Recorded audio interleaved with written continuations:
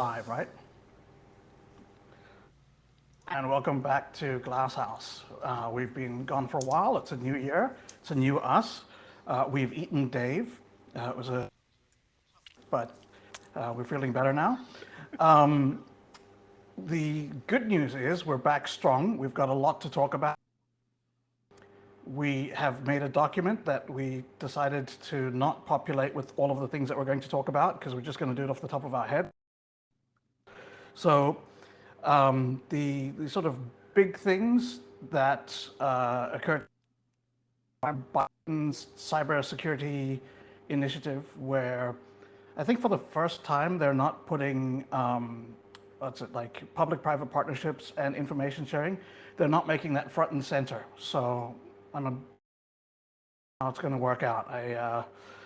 You got to go with the classics. The tried and true, known, always works. There's solutions on this one. There's you just got to read between the lines. Yeah. Regulations that companies who want to control national infrastructure have to meet. And that's interesting because everything is national infrastructure these days. Like, all of it is infrastructure. So, all right, there's that. The LastPass hack, which was amusing for everyone who doesn't use LastPass. There's the Circle CI hack, which I think only web developers understand because none of us use it. However, it's a bit of a big deal. And there's a thing about Slack where they were like using no index to like hide security incidents, which is amusing. But we also have a broader topic thing that Silas has been thinking about recently, and I have as well, which is the how incident response, like the ability to examine incidents, learn about them, and then knowledge to your community, as well as like burning opposition stuff, like that is part of cyber power. It's got to be understood as part of like the thing that makes a state good at doing cyber, not as just a commercial activity. So those are broad topics. So Anyone want to let's start with something? Yeah, let's start with the incident response and cyber power stuff. Yeah. So kind of to frame this a little bit, one of the things that I've been thinking about is in the sphere of deterrence and looking at what deterrence actually means, and going back to some of the Fisher, Keller, and Hartnett stuff, we've consistently looked at the idea of cyber weapons as a means of some type of destructive force that makes the idea of actual conflict unpalatable and not worth pursuing. The challenge to this, though, is, and it's very easy in the cyber side, I think, to look at this only in terms of, well, cyber weapons, cyber building. But as we've seen, when there are massive critical incidents like WannaCry or NotPetya, the ability to respond significantly impacts how much impact there is. And so if theoretically a country can respond within a fast enough time frame, the effectiveness of some of these cyber weapons loses quite a bit of their impact. Right. That was a thing before as well when we've talked about, for example, how many major incidents the InfoSec community can process at one. And it's something like, it's a number between 0 and 1 because we can't. But it's very interesting. So like, if we were to have like NotPetya, SolarWinds, and WannaCry in the same week, that would be it. Like, no one would have any vacation anymore. Everyone would be like, there'd be just total burnout. Nothing else would get. And well, I think we already have total burnout, right? Like, you're just dragging everybody through like the hell of burnout. I think the real question is what kind of incident and what expectation you have for. Because if we're completely honest, we haven't effectively resolved any of the incidents that you mentioned, and so like there's still people that are infected from SolarWinds. Some of fairly meaningful organizations. There's still WannaCry infections. Silas actually still owns the sinkhole. There's every one of these things is an incredibly long tail. So I bring that up just to say our expectation isn't normally to resolve an issue, but rather it's almost like flattening the curve, right? Like we really want the explosion at the very beginning, and then keep moving.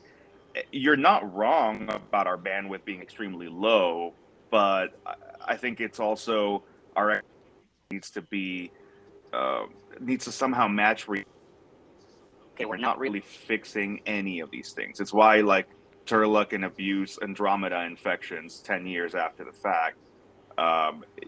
Man, I will bet you that there are code red that you could fucking bounce off of.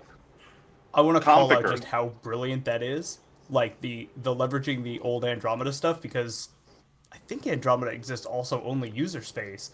And that's the type of thing where at this point, like, yeah, I think people would just look at it and be like, "Oh, false positive."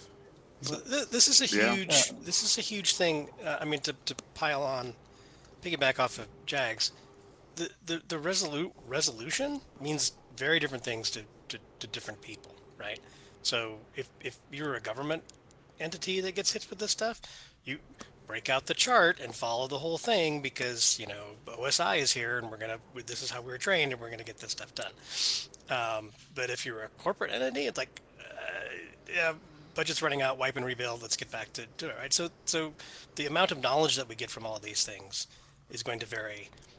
To the bigger thing, what is my incentive if this is going to be a national power thing, what's my incentive to participate in your scheme, right? Are you going to nationalize these entities, or are you do declare a national emergency and exercise all sorts of powers to get this information, and you're going to,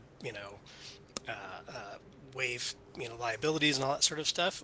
Because this is almost, unless it's a government entity helping another government entity, this is totally private commercial stuff, and there is no incentive outside of marketing to buy more of my stuff Well, it's worse to participate. It's worse. One of the things I really liked about the article for the Biden strategy is they point out that of the national critical sectors that are pointed out by Presidential Policy Directive 21, right, only 5 of them have government entities with oversight that can provide cyber guidance, right? So, let's forget about the national power thing. Let's go to Maslow's hierarchy of needs, right? Like food and shelter. Agriculture and food production has no entity that can provide cyber assistance or cyber guidance or cyber regulation to it. And I don't know when the last time was you looked at a farming combine or a tractor, but they're basically huge computers on wheels. And if you look at what the manufacturers of these things are doing, right, let alone what happened in Ukraine with the tractors, right, they want to turn these things into autonomous vehicles that are always connected via satellite. Boy, you talk about reducing morale. Forget about cable TV and not being able to use your Apple Watch to pay bills. Tell them they're not getting food. The thing is, though, is the time delta for an attack against the agricultural sector and disrupting food production has a longer notification window, so people will know that it's coming within it would still be at least a few weeks. But if it happens, that's if it happens like during the farming. What if it's the logistic train to get it from the farm to the store, right? Or the meat processing plants, right? Like that stuff doesn't stay fresh forever, right? We had lots of issues where produce was rotting in the ports because of COVID. It's not hard to imagine a case where it's like hey, try to figure out what's in which box in the port of Los Angeles. Good luck. Yeah. So yeah, but I mean, like these scenarios are like, it comes up all the time of like, in theory it could happen, so we need to be worried about if it will happen. And I agree, like the magnitude of the threat that it represents, but I also think that the stuff that we like hit all is teenagers doing shit for lulz, and like that's a bigger threat than like Al Qaeda figuring out how to go to like interfere with food production. Well, Like I that's a more guarantee you likely that. threat. That's a more likely. It's not a more dangerous, right? So, But you know, the you've teenager already, might decide to go after the combine harvesters for lulz. The thing is, like, but here's the problem, right? You know, it's not an issue till it is, right? So, WannaCry wasn't an issue right. until it was a holy shit, it's an issue. But I don't know that anybody died from it, right? When you're talking about, you know, you're talking about safety and food and that kind of stuff, it's like, really, you're going to wait till like, you know, 15,000 people starve because they can't, you know, it's. Well, we are going to wait on the wall. At the same time, Like, that's the closest the corollary in I my mean, the thing mind. is, like, what is the security that you want to get combine harvesters up to so that the KGB is unable to interfere with the food supply? No, you went too far. We started out the discussion by talking about incident response, right? Right. And so it's I not think the prevention, is when it happens, right? What is our ability to respond and get us back to, again, not solving, but get us back to a steady state of where we can operate in some sort of capacity. Well, here's the thing, at least with the food production, is that so many of the farmers do that with like right to repair stuff, that they are probably the best, like they're the best located IR specialist you could get for when an attack happens. Like, so I think that's. So hold on. I want to be very careful about how we frame this, because the thing is it's very easy to say that many of the farmers are hacking the devices, and so I live in a very rural area. I have yet to find anyone who has engaged with that type of effort and gone into the actually hacking of the tractors, for two distinctive reasons. The first is general technical limitation, like a lack of technical understanding of how to do it. But then second is the don't you fucking touch my tractor because of the support plan I have for it, and I can't risk you voiding my warranty and putting me in a situation where a broken caliper results in the spark plug goes out, and now it costs them $15,000 to replace it because some asshole. It's important. It's important to, like, you know, I'm going to say a little more seriously, which is almost kind of ridiculous to say in this call, but rather like more right. Like there's a lot of hackers about like who enjoy sort of the bit, but I wouldn't say that most farmers doing a whole bunch of. Similarly, I don't know how realistically IR has to do with our recovery in it's like, and I don't want to undermine our role, but I also don't want to optimize on someone it. Is going to have to, and it's going to be all the IR guys. I think that's, you know, like you're going to be out there with the backhoe replacing look at a combine Colonial Pipeline. Pipeline was like the ultimate sort of example of that. It's like it was shut down on the basis of something that actually stopped sort of the ICS side of things. It also did not come back up on the basis of IR prowess. And I think that's sort of a good example with WannaCry. It's not like, well, holy shit, we really solved Cry, and like now everyone's back at, up and running 48 hours, and now, everyone's back. So yeah, it's definitely a speed scale thing, right? I mean, industrial farms, yes, you probably have somebody who could figure that out. But the rest of it, it's Bob and Steve and Tom and Alice, and they're all independent operators, and their ability to communicate with each other and work at speed and scale, not to mention the technical skills. This just drags out weeks and weeks and weeks, and this is food production. You don't have weeks and weeks and weeks. It's in the ground by a certain day. It's knee high by the 4th of July, right? You meet these goals, or that's funny to two of us. You meet these goals, or there's no food, right? There's no raw material to make other things. So, but the other part of it is, again, I'm glad it was called out by the national strategy, is right. so food production is a national, a presidentially directed national security sector. Unlike the other ones, like say financial services, they don't have an ISAC, right? There's no FS ISAC for food production. There's no food production ISAC to go, hey guys, there's this really bad thing going on with, your Komodo dragon tractor, and you need to apply this patch. Or there's an incident. You should be on the lookout for these indications of compromise, right? There's no coordinating factor. There's no central repository for passing out intelligence. So, that alone affects your ability to conduct any sort of incident response. The fact that you can't coordinate. Isn't CISA in charge of that?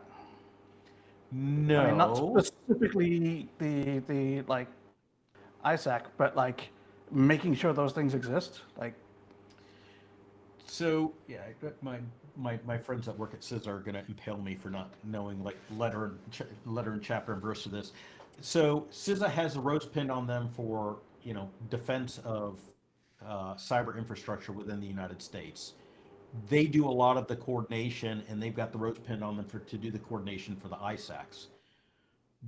But money still has to be allocated by Congress to like stand those up. And I think what the national security strategy, or not the national security strategy, the national cyber strategy pointed out is we've only done this for 5 of the critical infrastructure sectors. We need to do better. Is better really going to be just expanding that remit by the same organization? Like, so listen, like here's the thing that we're going off on, and like I kind of want to bring it back to IR again, which is, for me, I think that the value of IR is not necessarily the remediation that it can do. Like that's obviously very, very helpful to get helped with that. But in terms of like cyber power that a state has, it's not the defensive reactive ability of IR in that. It's that IR gives you offensive counterintelligence capability. Like you learn about your adversary, you expose the tools that they use so that they can't use them anymore. You hunt down the people that are, and you expose them, or you're able to monitor them and use that as a way of then tracking where they go next. Pay attention to things that you might not know about otherwise. Like I think that the value from IR there is that it's the and weaponization against threat actors. That is the valuable part that makes it a cyber power. But that's a mythical version, mythical idea of IR. I don't know, but like that's how it should work on the tin. Look at It's Russia not really how it versus works. the U.S. Yeah, but look at Russia versus the U.S. Russia doesn't have good IR. Like China, if they have it, they're not using it offensively. They're using it from, internal stuff. I don't know. We have started. Russia doesn't have good IR capabilities. Even just having Kaspersky and positive technologies. They do, but I think that they don't have the same depth that the West has. But is that a same result breadth of a terrain different? Yes. Right, and like this is the thing, is like Russia hasn't had to worry about it, so been a lot of call for like internal, IR stuff, and then using that as part of the way that they flex power by saying, oh hey, we're like gonna burn some more NSA tools, or like so this is something looks like started. DGSE is gonna have to. So we've seen this more with China, though, and they have started taking a bit more of an aggressive step when it comes to how they're presenting their analysis from incident response type activity. We saw this with the article with Rob Joyce's picture on it being like, "We got him!" Like, which, by the way, top tier, working for NSA. One of my favorite reports of the year, regardless of quality. Just love seeing folks try. Rob Joyce's Wikipedia page turned into an, attribution statement. I think what we're coming at with IR as like cyber power, and it is, and for the sake, like I think threat intel, for the sake of situational awareness, IR is a meaningful function for the sake of sort of it's supposed to be for some semblance of recovery. That said, you need cooperation for good IR. You need collaboration for good IR. Like when we start talking about IR capability as a country, part of our problem having so much of our threat intel and IR being almost fully private sector and in competing sectors is we have no coordination. All of us start running towards the same goals at the same time, trip over each other, and then at the end you get 6 blogs by 6 different people on this. Means that like there is no meaningfully equitable distribution of our limited capabilities. So what you get is, even though we have 100 IR companies, you have 90 of them doing work at the same time. So in a way, there's things that I think we envy from countries like China, like being able to kick someone's and grabbing a server and going, just we're just gonna yank this fucking thing off. It's causing mayhem. But another one may very well be, if China had the diversity of capability and bench that we have, can they coordinate them through an iron fist of saying, you guys are going to handle Turla, you're going to handle Vietnam, you're going to handle whatever, and maybe this is beyond idealistic, right? But I will hard disagree with you on this entirely. The thing is even if you were to look at it as an optimization and try and better allocate your resources, I don't mind in the slightest the 6 blog posts that we have now. And the reason for that is it makes it as somebody who may not have been working the incident and tearing up the samples, it lets me see where everyone agrees and where people disagree. And it gives a core set of, this is the core attribution where everybody agrees that this is this set. But then it gives me all of the edge cases and all of the key details that allow for me to build on further expansion. I think and that's work that you and I... Rob Joyce, yeah. But I agree with you. It's work that you and I do and have done a lot. And we obviously like it, and it's obviously to have a diversity of perspectives, right? Like I don't want to say that no one should look over each other's, but rather when we talk about our IR capability, how much of it do we have available for 3 incidents? When you look at it makes a huge difference.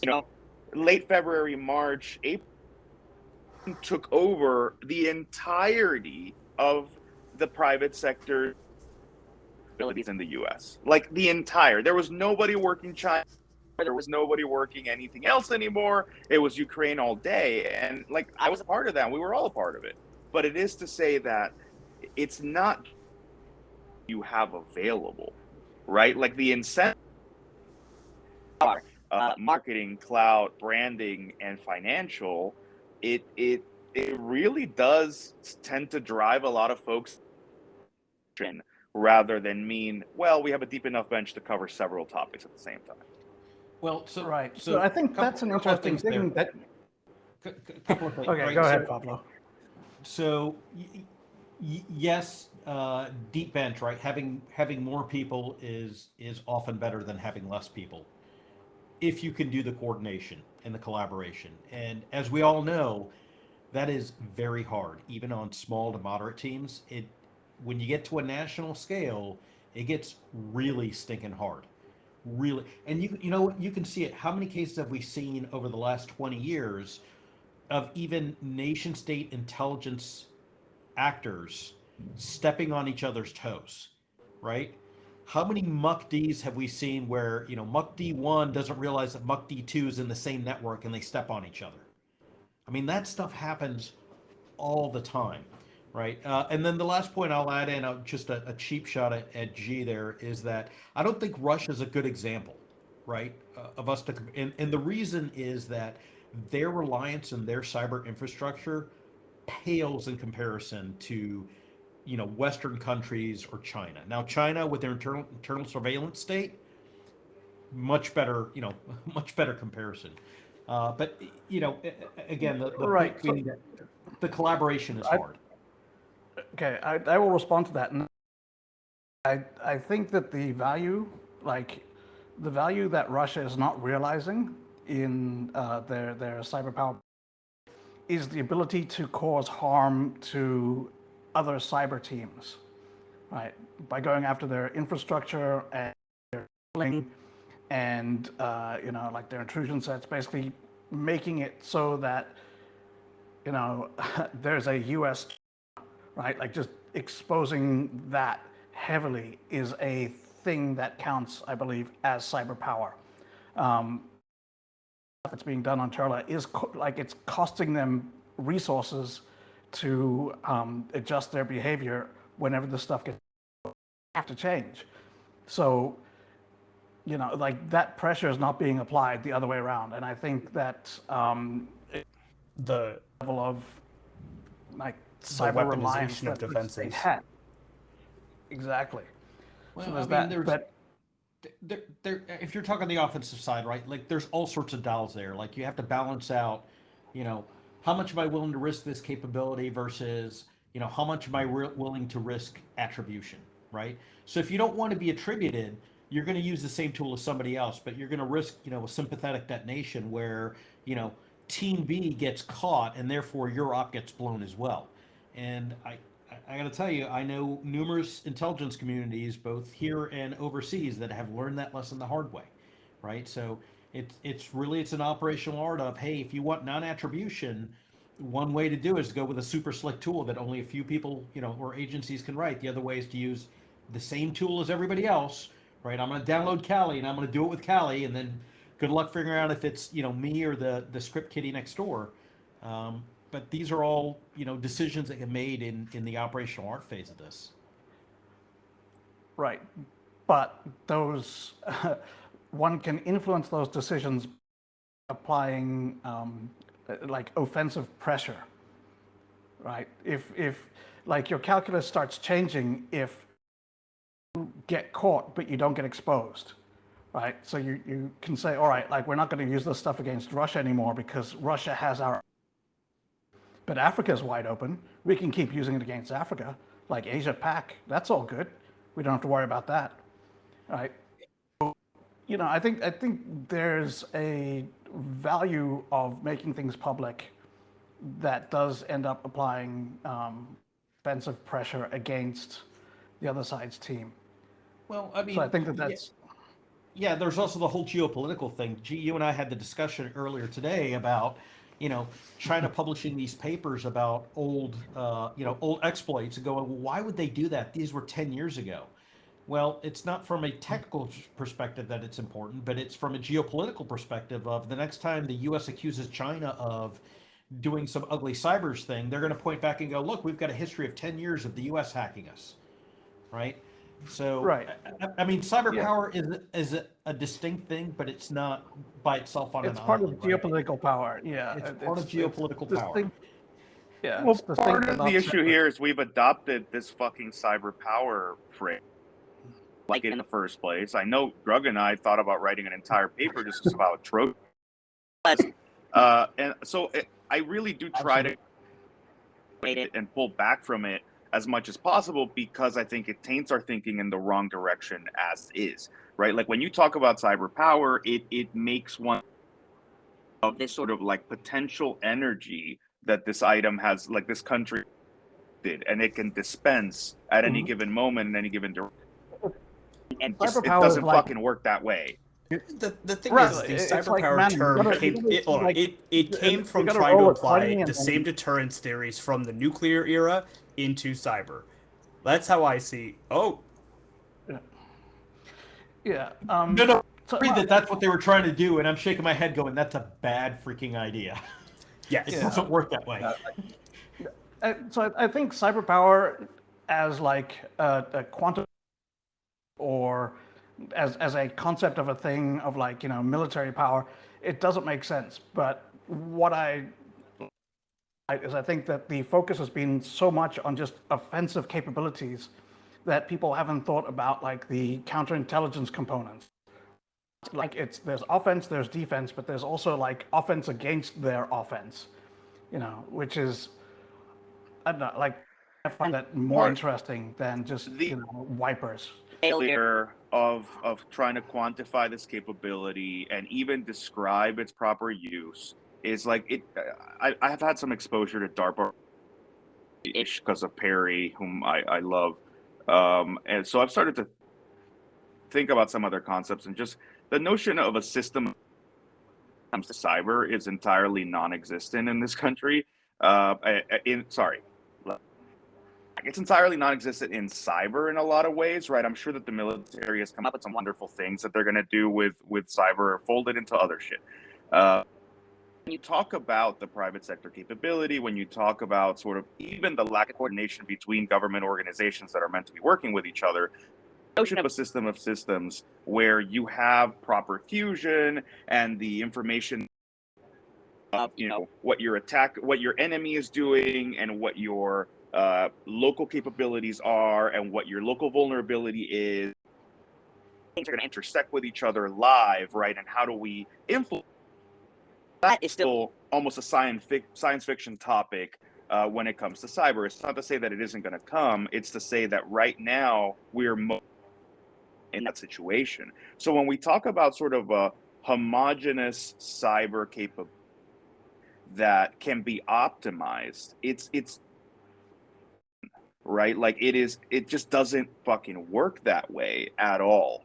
So I think in the meantime we keep side-eyeing organizations collaboration, because we go, why aren't you the mega capability that makes us sharper, more efficient, more capable?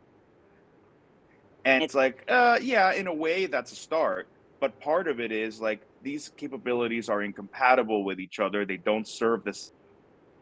And I think that's really important when we start to talk about sort of the country capabilities. Like when we say Russia can do this but can't do that, and China is the other but is more vulnerable in this way but shouldn't do that, like it's building off of the science fiction concept of cyber as system of systems, already capable of optimization, already smooth deployment across the board, which does not exist. Part of my hatred of the cyber power paper, right? So I think that that's fair, but one thing I'd bring up is I think that if anyone has shown us like and having it actually function, like the Ukrainians are doing like amazing stuff right now. Like they've got an Delta, which like it integrates all of their intelligence and makes it available as like a cloud-based app accessed by like your phone. And it's available, like it's heavily compartmented, and there's like authentication layers so that you have like, a higher level commander will have a wider view and more information. And it allows them to see sort of like everything that they know about the Russians, everything that they know about their side, and to see like up-to-date information that's been like vetted and put through. And then they can use that to do ops planning, or like direct artillery fires, like all sorts of stuff. It's fucking amazing. And they wrote it like this year, very, very quickly, from nothing. But I mean, it's nice to have pressure, like an external pressure. Right? You can accomplish like a lot with a gun to your head. And I think that's something we're missing to a great extent, even when not to say that I really want us to be in that position as a country at all, but it is very evident that we feel no pressure to perform. And even when you get your nightmare scenario, hellscape, right? Someone tries to the water supply in Florida. Someone tried, so for some reason we lose a gas pipeline or an oil pipeline in a certain region. It's still not so dire. It's still the most very privileged existence of saying, "Oh no, things are a little shaky," but we can still function. You can lose the entire Western Seaboard and keep going, right? Like there's a lot of U.S. So like the worst possible, like the worst. It's just because it's the more relaxed. The Midwest, and they'll be like, yeah, okay. Well, it's because the Western Seaboard is the more relaxed seaboard. The Eastern, I'll just stop functioning. So what you're kind of talking about there, though, is for the sake of simplification, is a unity of action, right, and a common goal. So one of the things that China and Russia, and I think G or Jags pointed this out, has kind of over the U.S. is they don't really have that hard separation between state and commerce, right? State and industry. They can just go in there and nationalize it, or just poke them in the ribs and go, hey, you're just going to do this because we're the government. That doesn't happen in the U.S., right? There's a hard line, right? And we're all fine citizens, but Americans on the whole, and that includes our companies, have a healthy distrust of the government, right? And so even in cases where it's of direct mutual interest, like a company in the defense industrial base, right? And Cyber Command and NSA goes over to them and goes, hey, listen, you got bad guys in your network. We'd like to help you. Instantly they go to, no, we're industry and that's going to affect our stock price and therefore we don't want the government in there, right? So yes, right. that whole, resiliency, it means that if you have resiliency, that means that you don't have to, get all hands on deck, for lack of a better term. Or you don't have a gun pointed to your head. You don't feel like you have a gun pointed to your head. You don't have to do it. But really, what we're missing is kind of that unity of action, the common goal, and really the political will, is what the U.S. is missing. So one of the things that you brought up, which was a thing I wanted to mention earlier, which I think is kind of relevant, like if we are talking about threat intel companies as part of a state's offensive counterintelligence capability as part of their cyber power, that doesn't actually work if those threat intel companies are commercial entities like they are, because the state doesn't have control over how they target and select what they're going to release, and it doesn't have the ability to tell them not this but that, right? And I think more interesting is because they are commercial ventures, there's theoretically the possibility that it'll be a bad example, but like Russia says to a threat intel company of some sort, we would like to purchase a very, very large contract with you. We're going to give you $10 million or something stupid. You don't need to do anything, but we want veto power on, investigations that you're going to do. Right? Or we want to just have a heads up. Well, the way that you do that in the Western world is you go, here's a bucket full of money if you prioritize what we care about. The way you do it in right. Russia, China is you strong is what you're supposed to look at, and then what you get is a very alliance of just sort of like checking a box. I think on our end in the US, the way you really do it is create a massive incentive to say, well, yeah, I could be with everybody else, but it turns out that if I pay attention to Vietnam, it turns out that Vietnam, I'm gonna get a 3x multiplier from DoD. You're like, well, okay, I think that sounds great. You guys have got this covered. I'm gonna go work over there, right? So there's that, and then there's the other part that we don't really talk about, and I don't want this to be taken out of context, but people that work for commercial companies also realize that they work here, right? So when something really bad happens, they kind of take off their company name patch and they put on the flag and they're like, hey, CISA, we've got good insight over here. You may want to take a look, right? Again, it's that... Hey, looking at Silas on this one, to be honest. If the gun gets pointed to your head, right, we're all in the same boat. We don't want it to sink, right? That's not to say that they're, instruments of the IC. They're definitely not that, but, they do cooperate. Occasionally the government asks, right? Or occasionally commercial companies see things and they're like, we don't want to be holding the bag on this. Somebody in the government should know. So those things do happen. Mm-hmm. And occasionally it's hey, listen, company A has really good insight in Russia. Company B has really good insight into Iran. And so somebody asks us like, well, hey, Silas, have you met Jags? Jags, have you met Silas? You two need to talk. Right? So I mean, that's already well underway. At the same time, they can't task us, which is fine. It's great. They also can't multiply or me or anyone else into, right? Like Silas still has a job. I still have a job. We can come in and say, look, from our expertise on whatever, this is what we see and this is what we know. doesn't translate into that information being made practical or utilized in the ways that it should be. It very and oh, great, awesome, and then it gets discussed with a couple of other folks, but it doesn't percolate through the system in a way where it has a message for the entire thing, right? Well, this was going to be the other issue I was bringing up with you two, and just not you specifically, but basically highly competent people who do not work for the government already.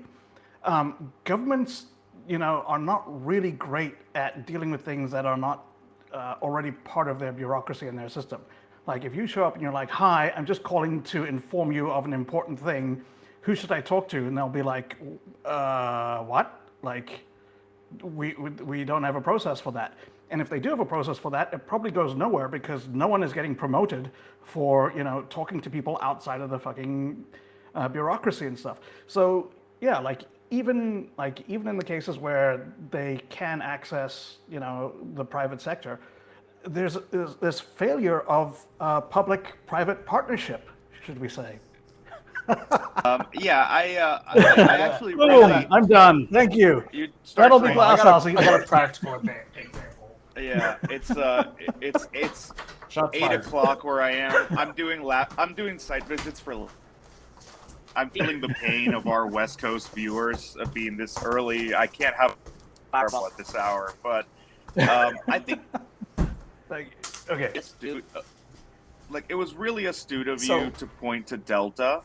I really want to bring that back because the point about that necessity has created innovation where protecting the sensitive is not more important than using it in a timely fashion in that space. And we are in the exact opposite situation where we come the overclassified thinking about akin to nuclear secrets, right? Like classification system that we've essentially inherited in a way. The idea that we need that making this information effective at the right time is more important than protecting that information and its sources is just so foreign that I don't see anybody. Our national system for percolating cyber info to all the right places at the right time, right? Like if I let the FBI know about something and the FBI can maximize, that still does not mean that NSA found out about it. And it still does not mean that DOE knows that some part of their equities were also affected along the way. It still does not even ensure that if you notify the FBI that another field office will know about it either. which by the way, this is my way of saying if anybody watching this is from the Utah FBI branch, call me. Or don't. Really. Really? Do you want that call? Do you super want that call? Listen, I've been trying to notify this org, and they responded via text with, "What's up?" and then didn't respond after I sent them screenshots of their back-end database with a huge amount of PII in it.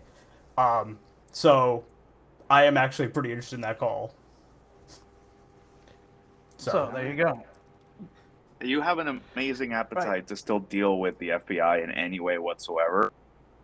Hey, FBI, if you could please create some kind of cyber office that handles bits that then go to your local agents so we don't have.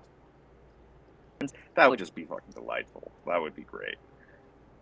Well, see, this actually is one of the issues, which is that, as we were saying, the interface between private sector and just the way that the IC functions, they are not compatible from all sorts of ways. And then internally, of course, the IC is dysfunctional in its own special way, right?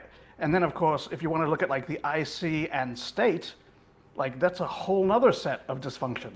The idea of government being able to take in cyber information from the outside and then use it as a state power, that is fantasy. We'll be living on Mars before that happens. The government could come up with the functional flow of, who does what and where the information flows and all that stuff. That's that's relatively easy once the proper incentives are in place. But the thing, one of the things that we're missing at a more fundamental level is priorities, right? What are we going to? There are a finite number of us. There are a much smaller number of cyber agents, right? People who bureau service, secret service, whatever, who have the expertise to deal with these things, right? And because promotion means being a generalist, that their time in this field is limited. So as a government, as a country, what are our priorities, right? We report to us these things that happen, right? It's like, and then people raise their hand and go, "Oh, this happened to us," and they say, "Oh, well, how much did you lose?" Like, well, we, $10,000. Okay, that's nice. I have to go deal with this $1 million thing over here, right? Why is somebody came up, 30 years ago, someone came up with the idea of, well, it's going to be the dollar value that we focus on. It's like, why, right? Is that still valid, right? Is it the type And of it information? throws you at 1,000% left, like, right? Like you have to, for financial impact to be evident, you have got to be so far past the right. So like look, if you're right, the Ashley Madison hack, how do you put a dollar value on that? It's the value of Ashley Madison, which is quite small, but all of the people who were exposed from that, right, for them, some of it was like life changing. Like that is exactly massive, like the right? case that there's a case I'm thinking of, which is a nonprofit, right? It's like a multi-million-dollar organization, and they're knocked off, they're unable to function, right? So is there a huge dollar behind that? No, but the human lives that are impacted by this thing is substantial. And it's like, I'm sorry, you don't make the dollar value. It's like, okay, well then why bother, right? What's the point of participating in this thing, right? So let's figure out as a country, right, or as a government, what do we value the most, and reprioritize on those things for starters, right? So I want to go back to what G said. The Ashley Madison thing absolutely cracks me up. You talk about compromise. If you ever want to spend just a day chuckling, just download that leak and look for how many emails were registered with either a .mil or a .gov. I was about to say, speaking of the IC and state, Ashley Madison. It's a huge cost savings to the government, really, because you should have gone through and removed clearances from anybody that was stupid enough to register for that site, let alone with their official email address. But the thing is, they think they're doing dollars opposite. to dollars that we didn't. Their partner has access to their private email. They don't have access to the work email. So for them, this is a clever move to like increase their security. That we did not do that. Jags, you're 100% correct, and I know that for a fact. I was ideally placed to give proposals when that happened. My was guess those days I wanted to throw chairs. My guess is the person who would have to approve that would have been impacted. Like, this is a great idea, Pablo, but oh Jesus, no, that's not happening. Nope. Wait, which website? Oh, 1 second, just. Yeah, it's just to say that we have. I think the lack of teeth is for anything is lowering or the meaningfulness of any one of these indicators, right? Like BC compromise worth 100 million. No one. There is massive OPSEC failures twice, once a week, once every 2 weeks, that affect whole portions of government,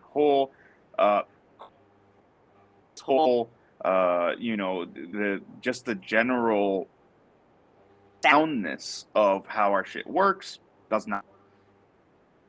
Private sector data breaches that affect all kinds of, OPM, right? Didn't matter. Nothing matters. So it's like at some point you also looking at it from the side or even from the government side, you go, well, nothing really changes anything. So and again, I'm not trying to get into this like pessimistic mindset that brings us back to the end of year Glasshouse session that we didn't even post because it was so fucking depressed. But more that like It's to say that we need to bring back a set of lines and priorities where you go, no, wait. We were not ready to handle Ashley Madison because of whatever, but anytime from this point forward, .gov address in a way that essentially weakens our capability, our ability to, trust. Yeah. No, we're going to respond to it immediately. From this point forward, you go, okay, fine. Everything sucked pre-2023, but from now on, I know that they care, right? Yeah. Some teeth to it. So, and so one of the things I do that I feel like is really shut up important 1 second. Yeah. I got. I never Shut get up this 1 wrong. second, silence. Go. Shut up. No, I'm gonna forget this otherwise. It's like the value of like all of these fucking leaks that are essentially valueless, like these minor fucking data leaks of like a password and a fucking email address, all that shit that means nothing except for the fact that you can credential stuff and gets you into fucking Uber because like a Yahoo fucking email dump from 5 years ago has the right stuff that you need now. And it's impossible to predict the dollar value of these things when they can be recombined in these other ways for offenses. That is all. Silas, you had something to say, I believe. Listen, you just made such a good point. I want to keep going with that. Like, you're 100% right. And, like, oh my God. Like, the fact that we have not taken data breaches more seriously over the years continues to baffle me. And weak efforts like GDPR to swing and try and make an impact is just nonsense. Hold on, though. I will give a shout out. And I feel like for people that are going down the path of trying to think about how to do this, I will give a huge shout out to Whitney Merrill for some of the stuff that she talked about probably like 4 years ago in a tweet thread, which was like, if you don't need to collect it, don't fucking collect it. If you don't need someone's birthday, why are you asking for it? Because the only thing you're doing is building more like responsibility on your security team to protect that. Yeah, it's tough. Having that conversation with, because in this day and age, the whole point is collecting digital exhaust of any and in any way available to you, even if it has nothing to do with your purported remit, is a larger business proposition than whatever the supposedly sell or show. So like Whitney is talking good faith actors who don't have this like, if we materials on the floor, someday we will be blamed, making the most profit. But you're not really talking to the worst offenders here, or the people who are really positioned to, be collecting on monstrosity of data that's out there, right? So you're totally right. So yeah, there's a huge disconnect. Social media, that's their entire business model. Yeah, the mindset. There's a mindset in business and in any industry that is basically, so I don't get paid to say this. It's unlike Ridge Wallet, American Giant Sportswear, and Kim Zetter's Substack.com. Bad Bets podcast from Wall Street Journal, right? It's a series of casts about like this horrible business failures and the shenanigans that lead up to them. Enron, Nicola, I don't know what the next season is, but it's this whole mind. You look at the mindset of the decision making. It's like, how much money can we make? What can we do? Do we have enough top cover? And can we move fast enough to make enough money in this amount of time, right? DFIR cost is $1 million. I made $100 million. I don't give a shit. This is the cost of doing business, right? There's no incentive.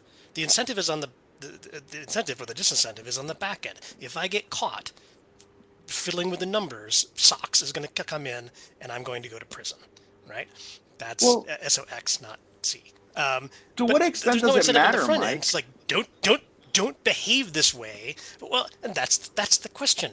Do we care enough to make this a problem in the front end so that we don't have to worry about it at the back end? And I don't know that there is an it boils down to the incentives, right? If I'm a CEO and I'm incentivized, my compensation, a big chunk of my compensation is for the stock price to go lower left, upper right. I'm going to do all the things that make sure that the stock price goes lower left, upper right. Well, per quarter, else, right? Let's one aspect of this. To what extent sailed for the existing 3 generations, right? Like our grandparents, parents, us, and probably our children at this point have, to such an extent that it's not that when we talk about these proposing fixing the current problem, but somehow defanging that paradigm from affecting future generations. At this point, we are all exposed to hell and back. Just like there's never been a better time to be into Bellingcat style shit, right? Like you're gonna have a wonderful fucking time, right? You know, there's an interesting parallel to this to go to the pollution issues and companies just. I mean, the stereotypical Simpsons style flooding nuclear waste right into a pond to it. I mean, these are essentially similar comparables when you look at like data breaches as well. It's like, well, we collected all this shit, we couldn't take care of it, so it got dumped in a pond because somebody came and popped the valve open.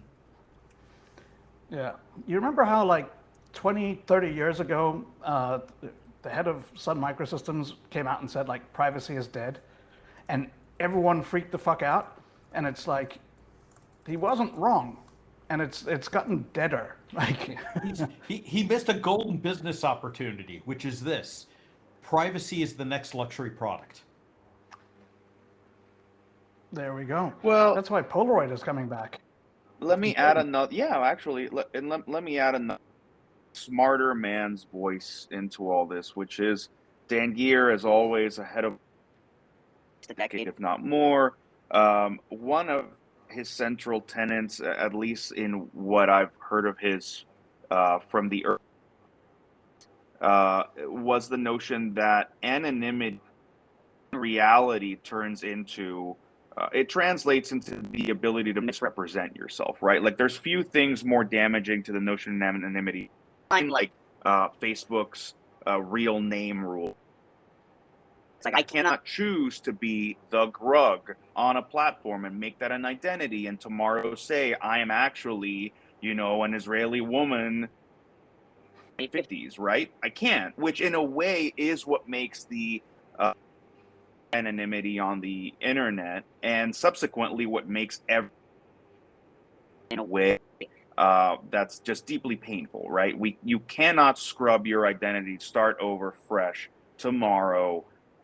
In a meaningful way. And I think it's important to kind of boil anonymity or privacy down to practical capabilities and brass tacks.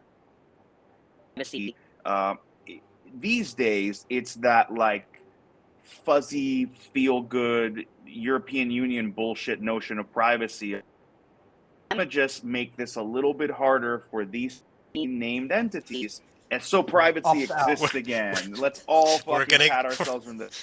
We're gonna get phone calls. Yeah. And another thing about the EU. Bullshit. It's upsetting because there's so much feel good. Makes no difference. But what would it mean for us to have real privacy? What would it mean for us to have anonymity in a way that changes that paradigm for the next 3 generations of people that have not been thoroughly X-rayed by data collection in the outset of digitalization? So this is actually where some of the AI stuff starts to get interesting, though I don't think anyone is actually going to pursue this particular path. But like my last newsletter yesterday was about just the one aspect of like the face changer software for video streams, which I think is a fascinating topic. And it is fundamentally about misrepresenting yourself. Like there's a 50-year-old Japanese man who used a face changing app to appear like a young woman, and he had a huge following of people who like thought he was a great vlogger and all this stuff, until one day it glitched out and it caused a huge problem for him. It's happened to other people as well. But I think the ability to have like real-time changing characteristics, you're just the face and the voice stuff is going to happen.